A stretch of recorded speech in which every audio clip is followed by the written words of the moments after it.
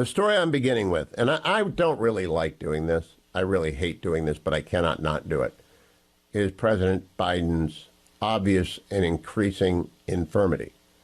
On Saturday night, they held the West Coast version of the star-studded fundraiser that they did at New York City's Radio Music Hall a couple of months back, and then Trump blew their numbers out of the water after the show trial in Manhattan. And so they needed more money. So they went out to L.A., and they got Jimmy Kimmel, and they got Barack Obama instead of Stephen Colbert. And at the end of this thing, I'm showing it on the Salem News Channel. If you're watching the Salem News Channel, we will show it again and again. I have posted it at X. It gives me no pleasure. President Biden is fading fast. And at the end of this clip, and no, it is not doctored. It is not doctored. The music is playing. There's no break in the music. All right? So I can tell a deep fake. I am very leery of deep fakes, and there's some pushback from a bunch of Biden supporters. That's not what happened. They have a different angle on the camera that is less explicit than this angle on the camera. The president freezes for a good 10 seconds, and it could have gone forever, but Barack Obama walks over, grabs him by the arm, and pulls him to the stage left, and puts his arm around him and kind of guides him off. Now, we've seen this in Italy repeatedly.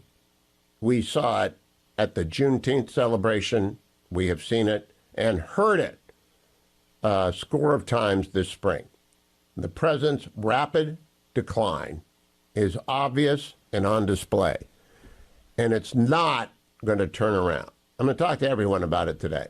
Now, I am not someone who has dealt with an elderly parent.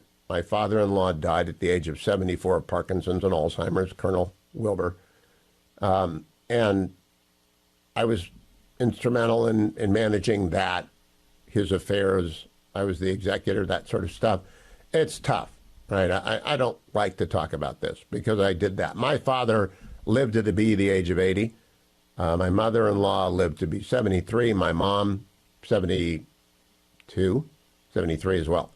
So we didn't have to deal with decline that extended over a long period of time, but the colonel's decline was pretty rapid, 2.5 years, from the onset of symptoms of Parkinson's, then Alzheimer's, to his passing, and it was difficult.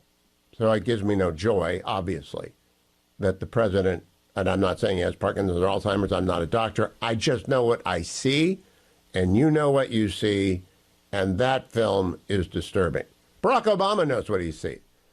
That what they're doing is they're running the Kamala Harris for president campaign, but they don't want to run the Kamala Harris for president campaign because she can't win.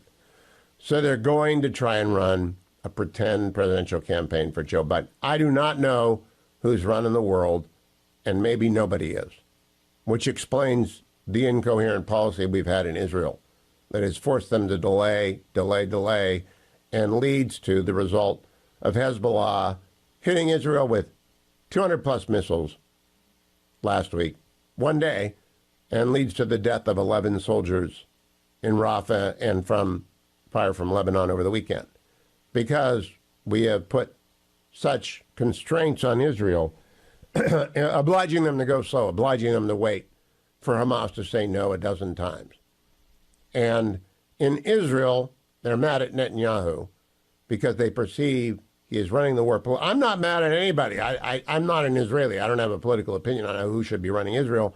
But I do know that they're not free agents. They need American arms. And especially if Hezbollah wants a war, if Iran wants a war, we got to get a second carrier over there, and we have to get involved with Iron Dome and the defense, as we did when Iran struck at Israel directly. So I don't know whether it's Blinken, Secretary Blinken, whether it's National Security Advisor Jake Sullivan. I don't think it's Defense Secretary Lloyd Austin, who has slowed a lot as well. I don't think it's Dr. Jill Biden, although she might want him to run for president. She might like being first lady, or she might be urging him to get out. We don't know anything. I am not omnipresent, omniscient. No one is. All I know is what I see, which is it's a crisis for America because everybody else sees it.